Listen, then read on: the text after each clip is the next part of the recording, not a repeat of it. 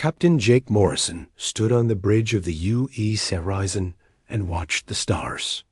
For 3 months, his ship had traveled through empty space. Earth was now so far away that their home sun looked like just another dot of light. Jake had dreamed of this moment since he was a boy. Humanity was finally reaching for the stars. "Captain, we're getting something strange on the sensors," called out Lieutenant Ben Rogers from his station. The young officer's voice carried excitement and worry. At the same time, Jake walked over to look at the readings. The screen showed a large object moving through space about 2 million kilometers away. It was too big to be an asteroid, and too regular in shape to be natural. Jake felt his heart beat faster. After all these years of wondering if humans were alone in the universe, they might finally have their answer. "Dr. Webb, please come to the bridge." Jake said into his communicator. Dr. Lisa Webb arrived within minutes.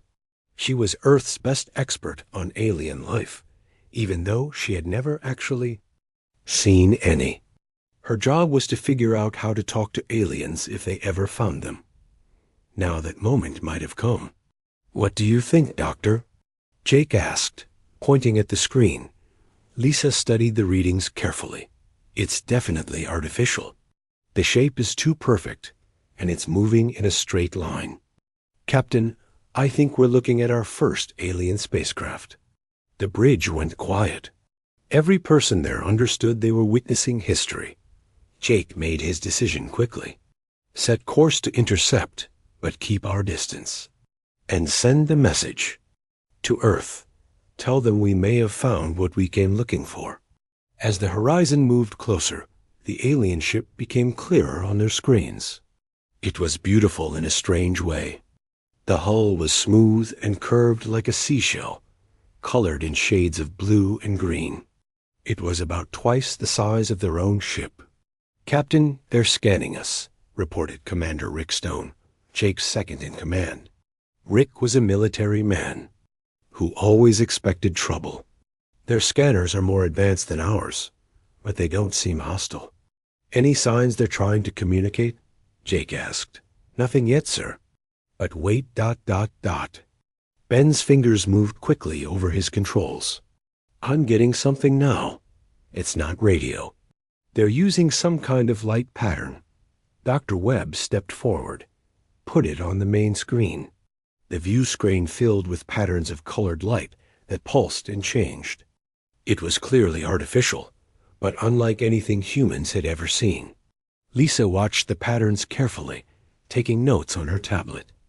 "It's repeating," she said after several minutes. "See how the blue lights always come before the green ones? And there's a mathematical sequence in the timing. They're trying to show us they're intelligent." Jake nodded. "Can we respond?" "I think so." "Ben, can you control our running lights from your station?" "Yes, ma'am." "Good. Let's start simple. Flash our lights in the same mathematical sequence they showed us." For the next hour, the two ships exchanged light patterns. Slowly, Dr. Webb began to understand the basic structure of the alien language. The breakthrough came when the aliens sent them images. "Captain, look at this," Lisa said, pointing to her screen. The aliens had sent a picture of their own ship, and a picture of space around them, and what looked like a star map.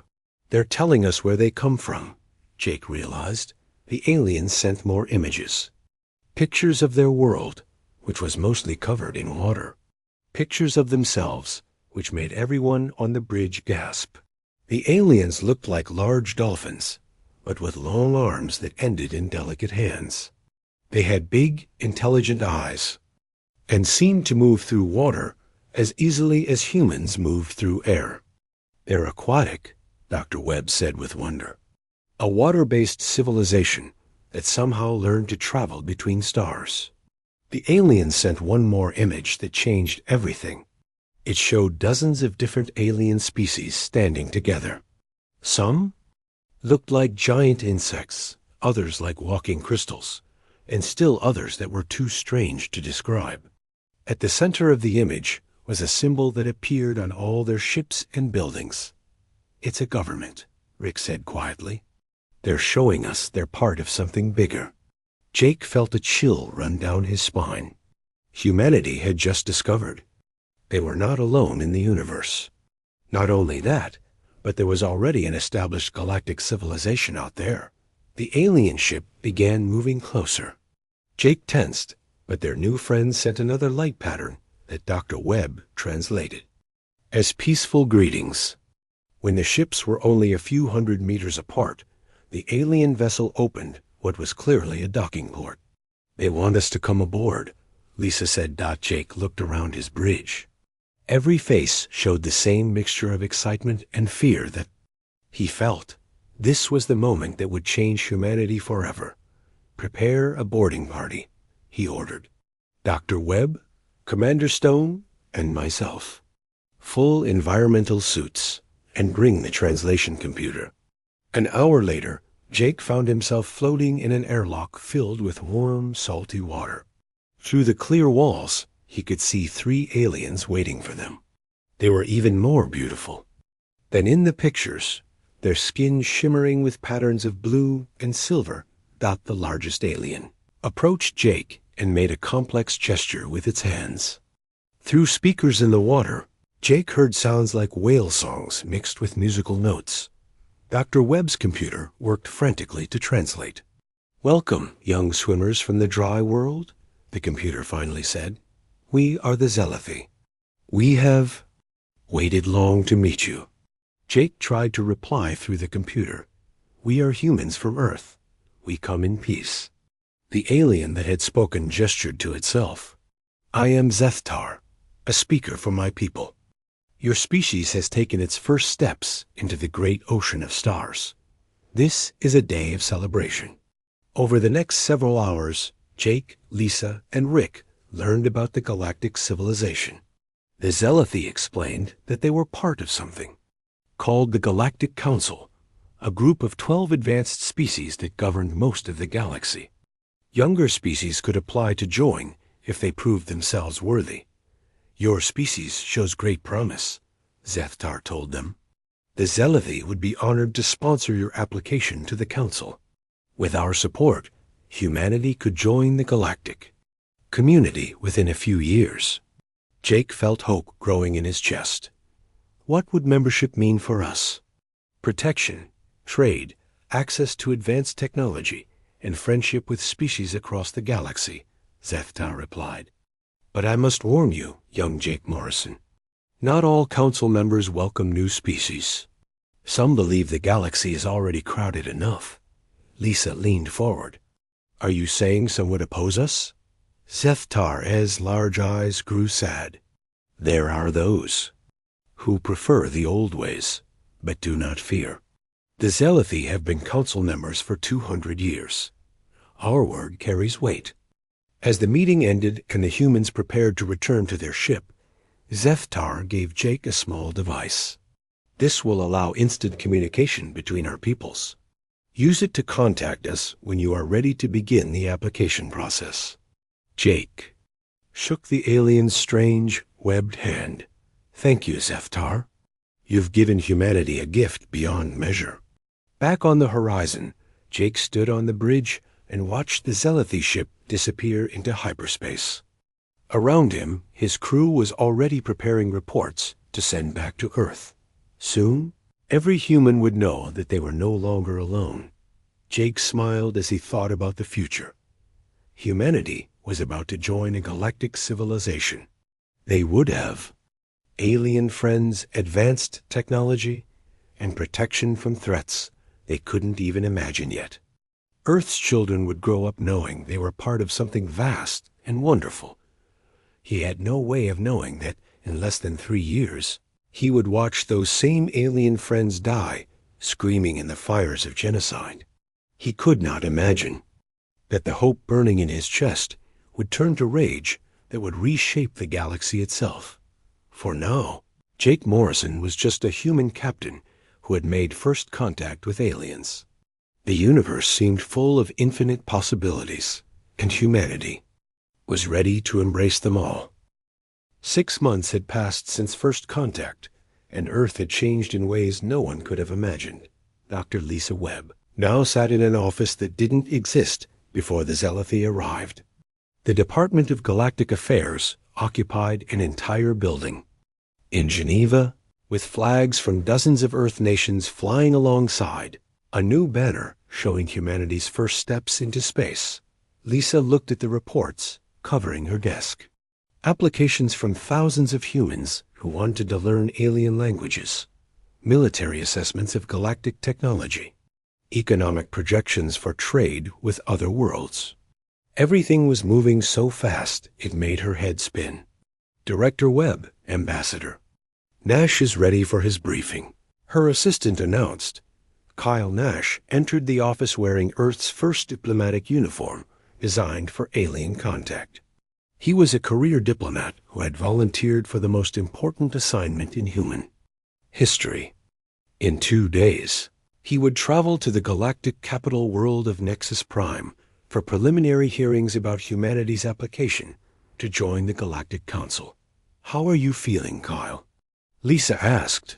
"Nervous," he admitted. "I've studied every piece of information the Zelithy gave us about council procedures, but actually standing in front of representatives from 12 alien species? That's something else entirely." Lisa nodded. "Remember, you're not just representing Earth. You're representing the idea that young species deserve a chance to prove themselves. The Zelithy believe in us.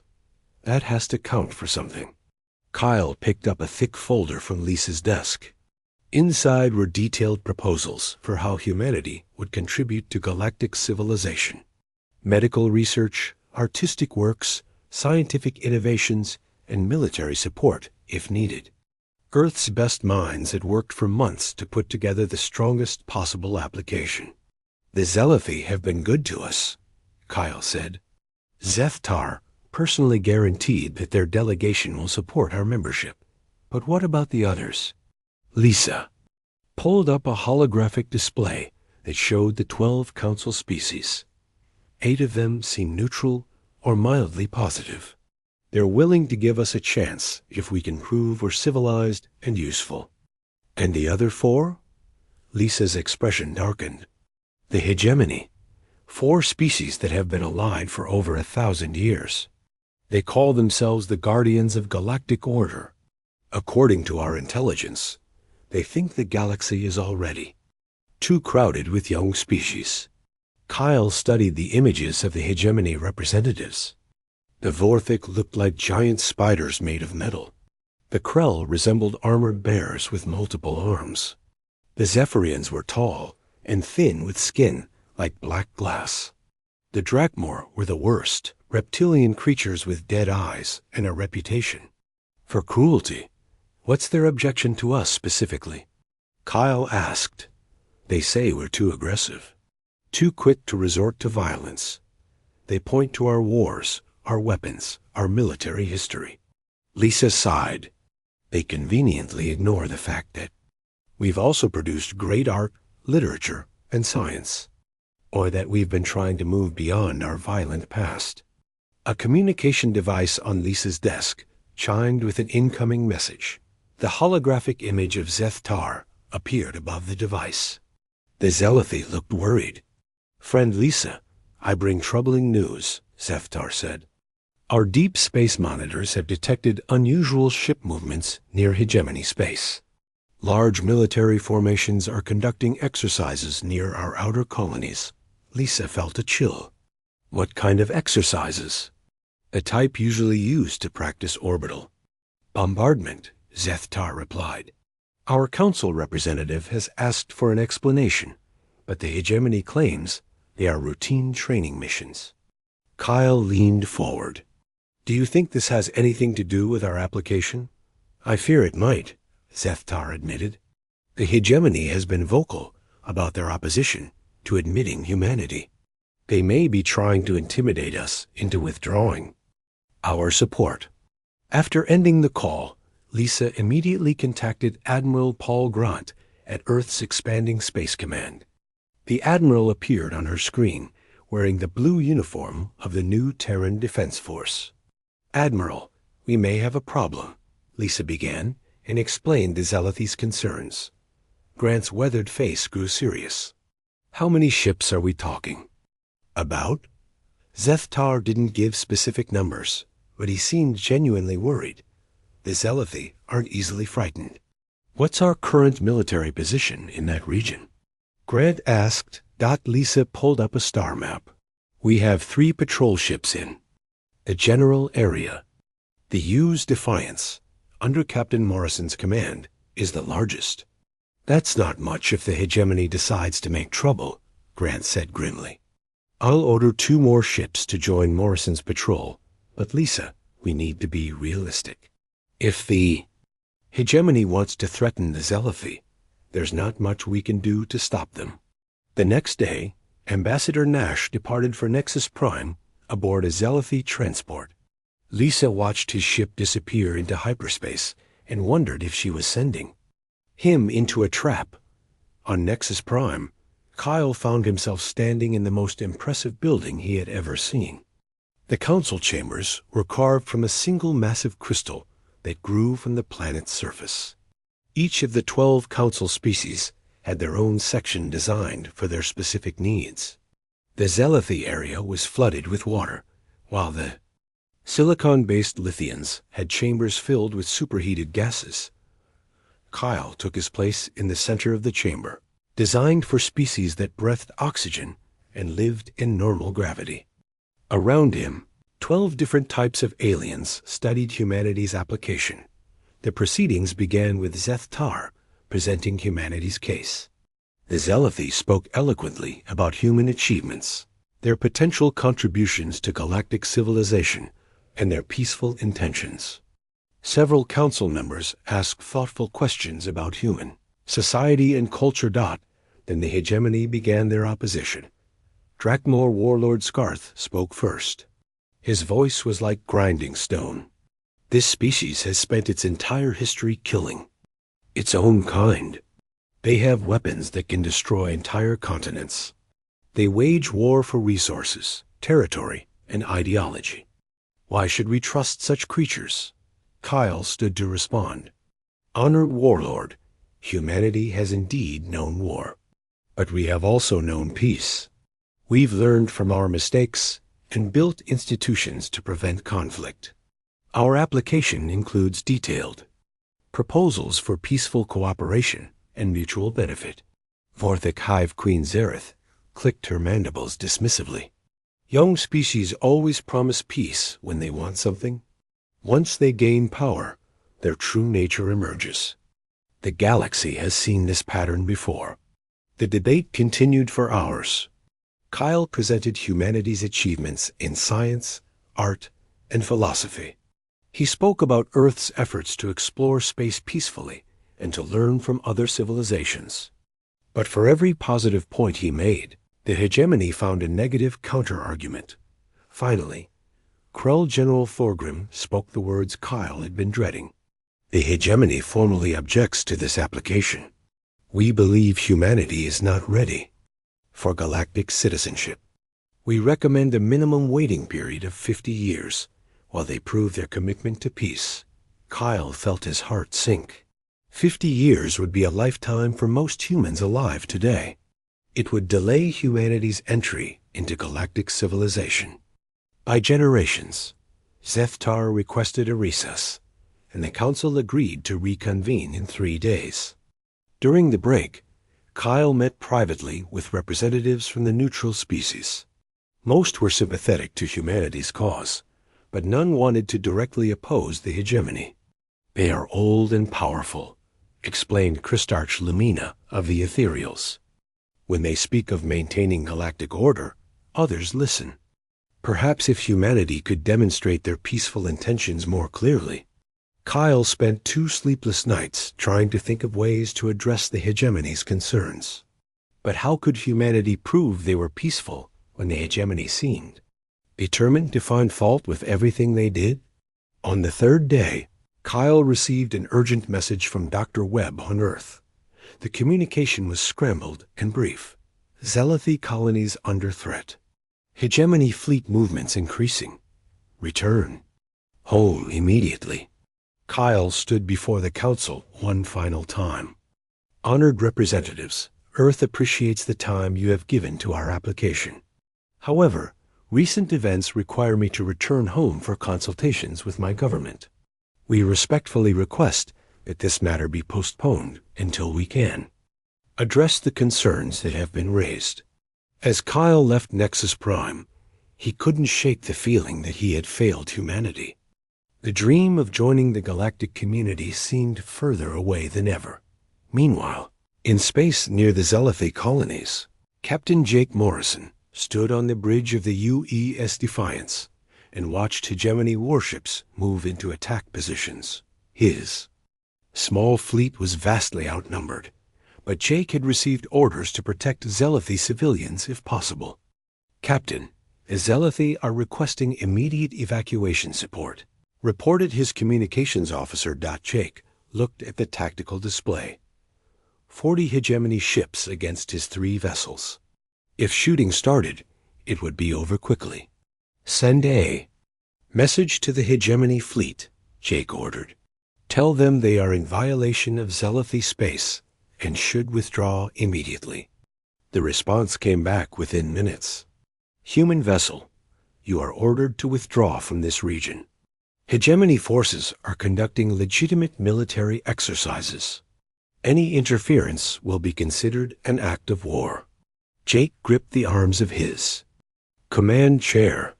Everything Dr. Webb had worked for, everything Ambassador Nash had tried to achieve, was about to be destroyed. But he could not abandon. The attack began at dawn on the Zelithy homeworld of Aquatica. Captain Jake Morrison was still 3 hours away when the first reports reached his ship. His communications officer, Lieutenant Sarah Jones, turned pale as she read the incoming messages. Captain, we're getting emergency signals from the Zelithy capital, she said, her voice shaking. Multiple ships are attacking the planet. Jake rushed to the tactical display. Red dots representing enemy vessels surrounded Aquatica like a swarm of angry insects. Each dot was a hegemony warship, and there were hundreds of them. How many? Jake asked, though he dreaded the answer. Sensors show over 300 ships in the first wave, reported Commander Rick Stone. Sir, that's not a military operation. That's genocide, Jake finished grimly. He opened communications to his small fleet. All ships, maximum speed to Aquatica. I don't care if we burn out the engines. The UE's Defiance and her 2 escort. Ships pushed their engines beyond safe limits. Behind them, 3 more Earth vessels were racing to join them, but they were days away. Jake knew his 6 ships would make no difference against a fleet of hundreds, but he could not abandon the ZLATHI. As they drew closer to Aquatica, the horrific scope of the attack became clear. The planet's beautiful blue oceans were turning black with smoke and debris. Hegemony ships hung in orbit like vultures, their energy weapons carving massive wounds in the planet's surface. Dear God, whispered Dr. Tony Clark, the fleet's science officer, they're boiling the oceans. Jake watched in horror as the hegemony fleet systematically destroyed every Zelithy city. The aquatic aliens had built their civilization in harmony with their world's vast oceans. Now those same oceans were becoming their grave. Sir, we're getting a transmission from the surface, Sarah reported. It's Zethtar. The image that appeared on the screen broke Jake's heart. Zethtar floated in water that was now dark with ash and blood. Behind him, Jake could see other Zelithy trying desperately to save their young. The elder's normally bright skin was gray with shock and pain. Friend Jake, Zethtar said, his voice barely audible. They came without warning. No declaration of war. No demands for surrender. They simply began killing us all. We're coming to get you, Jake promised. Hold on just a little longer. Zethtar's large eyes filled with sadness. There is no time, young swimmer. Our cities are gone. Our people are dying. But you must know the truth. He held up a small crystal device. This contains proof of what they have done. Evidence that this was planned long before your people applied to the Council. The transmission cut to static as another wave of energy weapons struck the area where Zithtar had been hiding. Jake turned to his tactical officer. How close can we get to the planet? The hegemony fleet is spread thin, Lieutenant Ben Rogers replied. If we come in fast and low, we might be able to reach the northern continent before they react. Do it. The 3 Earth ships dove toward Aquatica like meteors. Hegemony vessels immediately moved to intercept them, but Jake's gamble paid off. They reached the planet's surface before the enemy could organize a proper response. What Jake found there would haunt him for the rest of his life. The Zealothi had built their cities as underwater gardens, filled with coral structures and flowing currents. Now those cities were graveyards. Bodies of Zealothi civilians floated everywhere, many of them children who had never had a chance to swim free in the open ocean. Search and rescue teams, deploy immediately, Jake ordered. Find any survivors you can. For 6 desperate hours, Jake's Marines combed through the ruins of Zealothi civilization. They found small groups of survivors hiding in deep underwater caves. Each rescue felt like a small victory against the overwhelming darkness of what had happened. General Marcus Webb, Lisa's brother and Jake's Marine commander, personally led the search teams. He was a tough soldier who had seen combat before, but even he was shaken by what they found.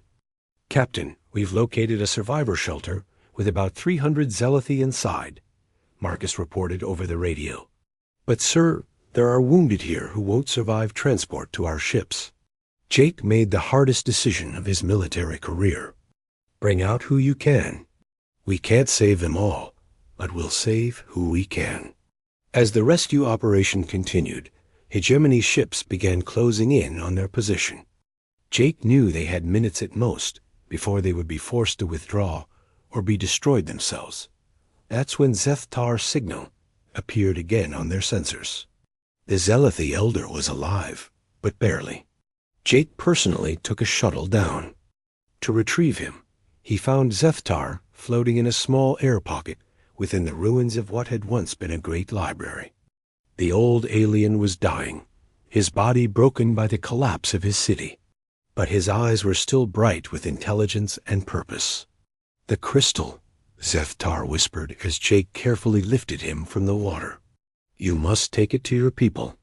Show them what the hegemony truly is. Jake accepted the small device, its surface warm to the touch. We'll make them pay for this, he promised. Zethtar managed a weak smile. Your species has fire in its heart, Jake Morrison. That fire will be needed in the dark times ahead. He pressed something else into Jake's hand, a small piece of Zealothi, artwork that depicted 2 different species swimming together in harmony. Remember us not as victims, but as friends who believed in a better galaxy. Zethtar died in Jake's arms as the shuttle raced back to the Defiance. Jake held the old alien's body and wept openly, not caring who saw his tears. The first alien friend humanity had ever made was gone, murdered by those who claimed to represent galactic civilization. The evacuation ships barely escaped as the hegemony fleet closed in. In total, Jake's flotilla had managed to save 47,000 Zealothi from a population that had once numbered over 2 billion. It was a tiny fraction, but it was all they could do. As the Earth ships jumped to hyperspace, Jake looked back one last time at Aquatica. A planet that had once been a blue jewel was now a smoking ruin. The hegemony had not just killed the Zealothi, they had murdered an entire world. 3 days later, a Galactic Council convened an emergency session on Nexus Prime. Ambassador Kyle Nash, who had returned to Earth after the attack, watched the proceedings via encrypted transmission. The hegemony's explanation was as bold as it was false. Warlord Scarth stood before the council and claimed that the Zealothi had been developing illegal weapons. "We acted to prevent a threat to galactic security," he declared. "The Zealothi were in secret alliance with the aggressive humans, planning to destabilize the established order." Kyle watched in disgust as the other council members accepted this obvious lie. Even worse, they used the attack as justification for their next action. "Given the tragic events on Aquatica," announced Vorthik Hive Queen Zareth, "the Council has no choice but to permanently reject humanity's application for membership. Any species that would ally with terrorists cannot be trusted with galactic citizenship." Kyle tried to present the evidence that Sithtar had died to preserve, but his requests to speak were denied. The Council's decision was final. Humanity was banned from galactic civilization, branded as allies of terrorists, based on lies told by the very creatures who had committed genocide. When the session ended, Kyle sent a brief message back to Earth. "They have closed the door on us. Prepare for the worst." On Earth, President Helen Carter called an emergency meeting of the world's leaders. The footage from Aquatica had reached every human settlement, and the reaction was immediate and unified. Humanity had been betrayed by those who claimed to represent justice and order. "The Galactic Council has shown its true face," President Carter announced to the world. "They stand with murderers and call genocide a police action. They brand us as terrorists for trying to save innocent lives. Very well. If they will not accept us as friends, then they will learn to respect us as enemies." In his quarters aboard the Defiance, Jake Morrison studied the crystal that Sethtar had given him. The device contained detailed records of hegemony communications, proving that the attack on the Zealothi had been planned for months. It also contained something else: the locations of hegemony military bases and the defensive capabilities of HFY. Their HOMEWORLD stat. Jake realized that Sethtar had been preparing for this possibility long before the attack began. The wise old alien had known that someday someone would need to make the hegemony pay for their crimes. He had trusted humanity to be that someone. Admiral Paul Grant's face appeared on Jake's communication screen. "Captain Morrison, you're being promoted to Admiral and given command of the First Strike Fleet. Your orders are to return to Earth immediately." "What's happening, sir?" Jake asked. Grant's expression was grim. "We're going to war, Admiral. The biggest war this galaxy has ever seen, and you're going to help us win it." As the Defiance turned toward Earth, Jake looked once more at the piece of Zealothi art that Sethtar had given him. Two species swimming together in harmony. It was a beautiful dream, but the galaxy had chosen a different path. Jake placed the artwork carefully in his personal safe, next to the crystal containing evidence of the hegemony's crimes. Someday, when justice had been served, he would find a place of honor for both items. But first, there was work to do. The Zealothi had believed in peace and cooperation. They had died for that belief. Now it fell to humanity to ensure that their sacrifice meant something. 2 years had passed since the massacre at Aquatica, and Earth was no longer the same world.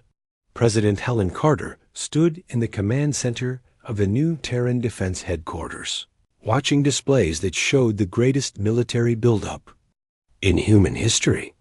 "Show me the production numbers," she said to her aide. The holographic display filled with statistics that would have seemed impossible just 3 years ago. Earth's factories were producing warships at a rate of 50 per month. The asteroid belt had been turned into a massive mining operation. Every human colony was contributing resources to the war effort. "We now have over 3,000 combat vessels," reported Admiral Paul Grant. "Everything from fighter craft to our new Dreadnought-class battleships. But more importantly, we have something the hegemony doesn't expect." Carter nodded. "Our new weapon systems." Dr. Tony Clark stepped forward, his face showing the exhaustion of someone who had worked nonstop for 2 years. "The quantum torpedoes are ready for deployment." Each one can punch through Council-era shielding like it's paper. Our new energy weapons are 50% more powerful than anything the hegemony has. And the intelligence network? Carter asked. Better than we hoped, replied Colonel Amy Foster, head of Earth's new Special Operations Division. The surviving Zealothi have been incredibly helpful. They know every detail of hegemony military doctrine. Plus, we've made contact with resistance groups on 17 different worlds. Carter studied the star map showing hegemony space. 4 heavily defended systems, each containing billions of alien civilians. The moral weight of what they were planning pressed down on her shoulders. Casualties? She asked quietly. Admiral. Grant's expression was grim. Military casualties on our side will be heavy. We estimate losing 30% of our fleet in the initial assault. As for hegemony civilian casualties, he paused. That depends on how quickly their governments surrender. President Carter had aged 10 years in the past, too. The woman who had once been known for her diplomatic approach to international problems now spent her days planning the largest military operation in galactic history. Any word from the other council species? She asked. 3 have sent secret communications expressing support for our actions, Foster reported. The Ethereals, the Crystalline Union, and surprisingly, the Hive. Confederation. They're providing intelligence, but can't openly support us without risking hegemony retaliation. Carter walked to the window overlooking Earth's capital. Below, she could see ordinary humans going about their daily lives. Children playing in parks, couples walking hand in hand, elderly people feeding birds. All of them depending on her too. Keep them safe in a galaxy that had branded them as enemies. Bring me Admiral Morrison, she said. Jake Morrison had changed as much as Earth itself. The optimistic explorer who had made first contact with the Zealothi was gone, replaced by a hard-eyed military strategist. He entered Carter's office wearing the black uniform of the Terran Strike Fleet, his chest decorated with ribbons representing the refugees he had saved from Aquatica. Madam President, Jake said, saluting. How are our people, Jake? Carter asked, gesturing for him to sit. Ready, Jake replied simply. Every crew member has volunteered for this mission. They all know they might not come home. They don't care. Carter poured 2 cups of coffee, a luxury that had become rare as Earth's resources went to military production. Do you think we're doing the right thing? Jake was quiet for a long moment. I keep thinking about Sethtar, about all the Zealothi children we couldn't save, about the lies the Council told to justify genocide. He looked directly at Carter. The hegemony chose this path when they decided that young species don't deserve to exist. We're just finishing what they started. Operation Reckoning is approved, Carter said formally. You have full authority to proceed. Jake stood and saluted. Again, thank you, Madam President. The Zealothi will be avenged. Across the solar system, humanity's war machine moved into its final phase. On Mars, the new shipyards launched the TDF Retribution, a dreadnought the size of a small city. Captain Betty Stone, formerly a merchant marine officer, now commanded humanity's most powerful warship. All systems check out, reported her chief engineer, Commander Dave Miller. The main guns are charged and ready. This ship can take on a hegemony battle group by itself. Betty nodded grimly. She had lost her brother in the evacuation of a Zealothi colony world. Like many humans, her motivation was deeply personal. Then let's go hunting. In the outer system, General Marcus Webb drilled his marine assault forces. These were no longer the traditional soldiers Earth had known. Advanced genetic modifications had made them stronger and faster. New armor systems let them fight in any environment. Most importantly, they had been trained by Zealothi survivors who knew every weakness of hegemony ground forces. Remember, Marcus told his troops, we're not conquerors. We're liberators. Every world the hegemony controls is held by fear and oppression. Show the civilians that we're there to free them, not enslave them. The Zealothi refugees had been crucial to the war effort.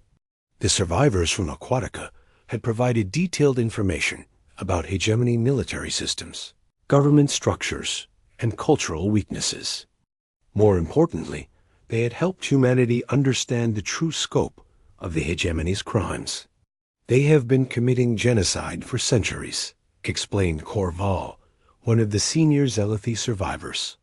Dozens of species have been wiped out for being too aggressive or too advanced, or simply for asking too many questions. The galaxy fears them because they have never been challenged.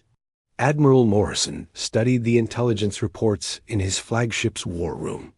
The hegemony had 4 core systems, each heavily fortified and defended by massive fleets. Traditional military doctrine would suggest attacking one system at a time, but Jake had a different plan. We hit all 4 simultaneously, he explained. To his staff, they won't expect that level of coordination from a primitive species like us. By the time they realize what's happening, it will be too late to coordinate their defenses. Sir, that divides our forces, pointed out Captain Stone. We'll be outnumbered at each target. Numbers aren't everything, Jake replied. The hegemony has been fighting the same way for 1,000 years. They use overwhelming force and expect their enemies to surrender quickly. They've never faced an opponent willing to accept massive casualties to achieve victory. The final piece of the puzzle was Earth's new artificial intelligence systems. Dr. Clark had worked with captured hegemony. Technology to create computer systems that could coordinate the assault across multiple star systems in real time. The AI will link every ship in our fleet, Clark explained. Response times will be measured in milliseconds instead of minutes. Our ships will fight as a single organism instead of individual units. As the preparations neared completion, President, Carter addressed the human race one final time before the assault began. 2 years ago, we reached out to the galaxy in friendship, she said, her image broadcast to every human settlement. We offered cooperation, peace, and mutual respect. The galaxy's response was to watch in silence as our friends were murdered, and then brand us as terrorists for trying to save innocent lives. The camera showed images from Aquatica, the burned oceans, and floating bodies of Zealothi civilians. Every human watching felt the same rage that had driven them to this moment. Today, we show the galaxy what terrorism really looks like, Carter continued. We go to war not for conquest, but for justice. Not for glory, but for the memory of friends who believed in a better future. The hegemony thinks they have crushed the dream of a peaceful galaxy. They are wrong. We are that dream's guardian, and we will not let it die. In the final hours before the assault, Admiral Morrison visited the memorial chamber aboard his flagship. Inside, holographic images showed every Zealothi who had died at Aquatica. In the center was Zeeth Tar, frozen. In a moment when he had been explaining human poetry to his grandchildren, Jake placed his hand on the memorial wall. We kept our promise, old friend. Justice is coming. The greatest fleet in human history prepared to depart. 4 separate task forces, each commanded by veterans of the Aquatica rescue. Their targets were the hegemony homeworlds, Vorthik Prime, Kreldar, Zephyros, and Drakmor Station Dot as the ships powered up their engines. Jake opened a communication channel to the entire fleet. All vessels, this is Admiral Morrison. In 6 hours, we will begin the largest military operation in galactic history. We go to make the galaxy safe for young species who dream of reaching the stars. We go to show the universe that genocide has consequences. We go to honor the memory of friends who died believing in our better nature. The fleet disappeared into hyperspace, carrying with it the hopes and fury of an entire species. Behind them, Earth continued its frantic preparations. for the war that would follow. Win or lose, humanity would never again be the innocent species that had first contacted the Zealothy with hopes of friendship. The galaxy was about to learn that when you corner a predator, you don't get submission. You get violence beyond imagination. And humanity, despite its dreams of peace, was the greatest predator the galaxy had ever seen. The attack began at exactly the same moment across 4 different star systems.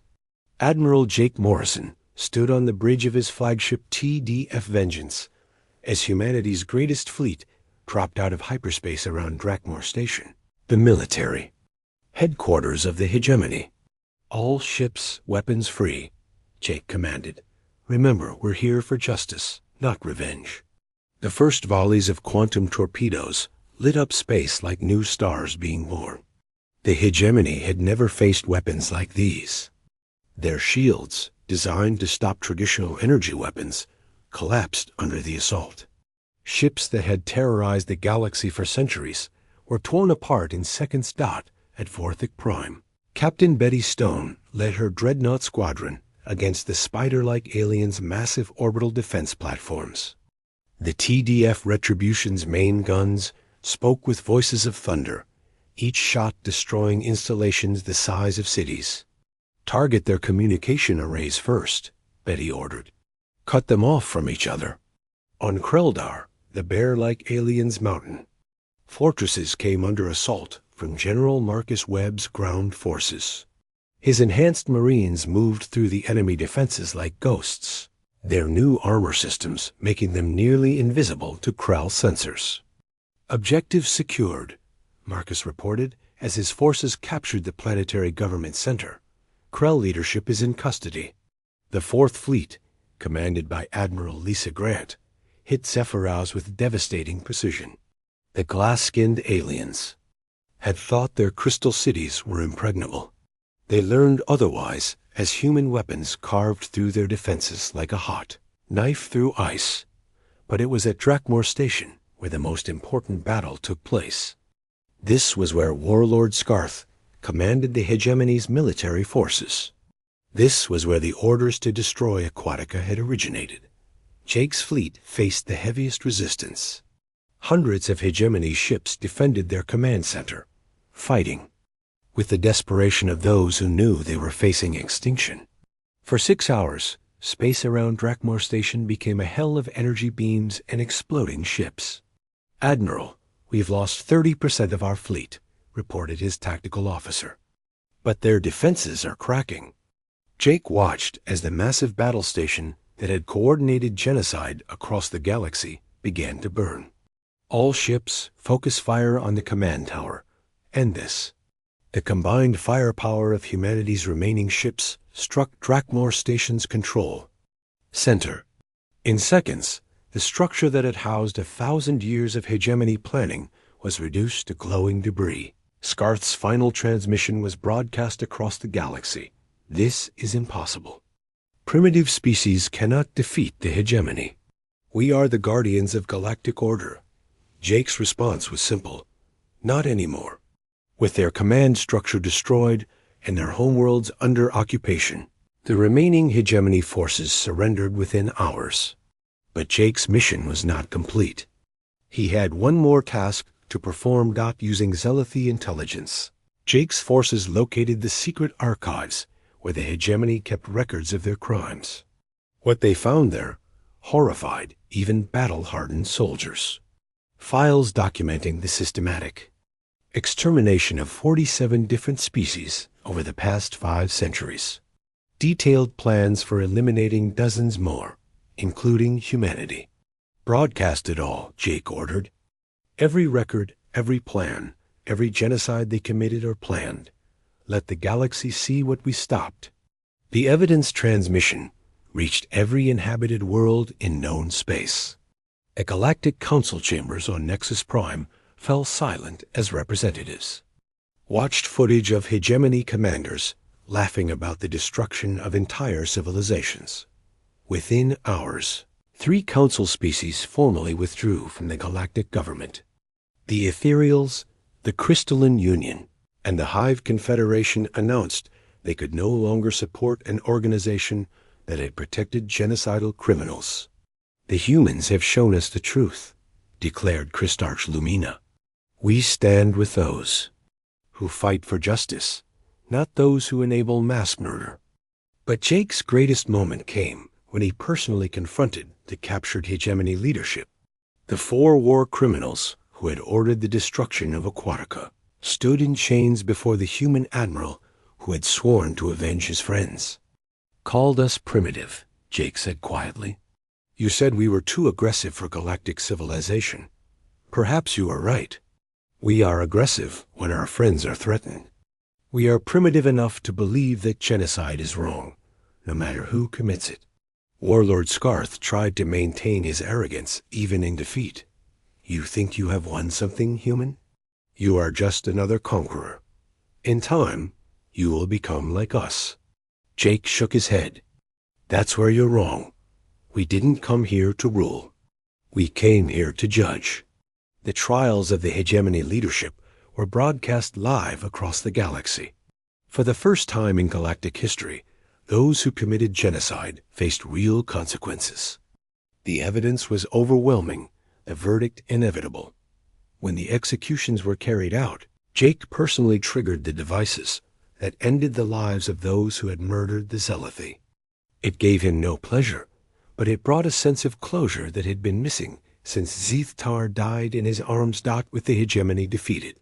President Helen Carter addressed the galaxy from Earth.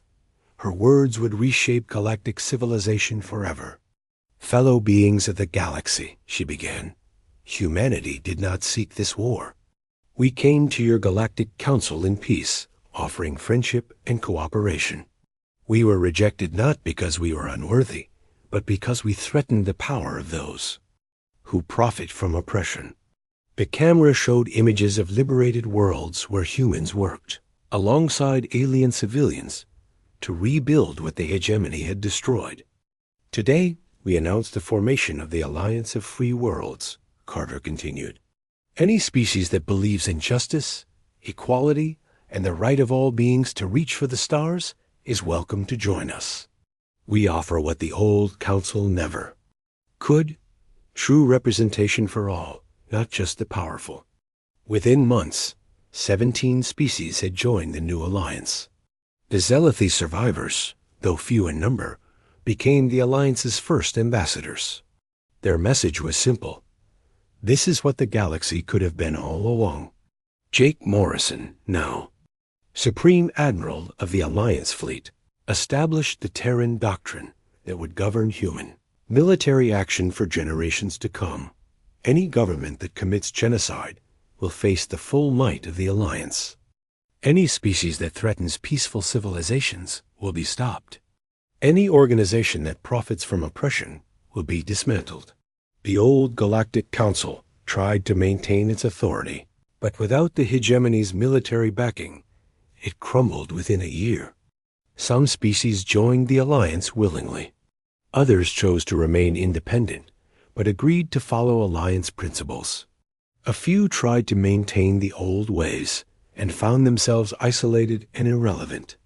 On the anniversary of the Aquatica massacre, Jake stood in the memorial garden that had been built on New Aquatica, a water world terraformed specifically for the Zealoty survivors. Holographic images of every victim floated above pools of crystal-clear water. Corvo, the eldest surviving Zealoty, swam up to where Jake stood. "Your species kept its promise, Admiral Norrison. Justice was served, and our people's sacrifice has meaning." Jake nodded, thinking of all the humans who had died to make this moment possible. "We learned something important from your people, Corval. That true strength isn't about having the biggest guns or the most ships. It's about standing up for what's right, even when the cost is terrible." The memorial garden was not just for the Zealoty. Holographic displays honored the fallen from every species that had suffered under hegemony rule. But at the center stood a simple statue showing 2 figures, a human and a Zealoty, reaching toward the stars together. Jake read the inscription aloud: to all who dream of a better galaxy, and to those who gave their lives to make that dream possible. As the ceremony ended, Jake received a message from Earth. A new species had just made first contact with Alliance scouts. They were young, curious, and eager to join the galactic community. Unlike humanity's first contact experience, they would be welcomed with open arms. Another species reaches for the stars, Jake murmured to himself, and we'll be there to help them. The galaxy was not perfect. There were still conflicts, still injustices to address. But the age of genocide was over. The age of fear was ending. Young species no longer had to worry about being exterminated for asking too many questions or advancing too quickly. The Alliance grew stronger each year, not through conquest, but through the simple promise that all beings deserve the chance to reach their potential. Earth's warships still patrolled the space lanes, but now they carried a different message. Where once the galaxy had known only the cold mathematics of power, now there was hope that the hegemony had tried to teach humanity its place in the galactic order. Instead, they had learned that some species cannot be intimidated, some principles cannot be compromised, and some friends are worth any sacrifice to protect Dot. As Jake walked through the memorial garden, he carried with him the piece of Zelothy art that Sethtar had given him years ago. Two species swimming together in harmony. It was no longer just a dream. It was the foundation of a new galactic civilization. Humanity had come to the stars as explorers. They had been forced to become warriors. But in the end, they had become something more important, guardians of the innocent and protectors of the dream that all beings could live in peace.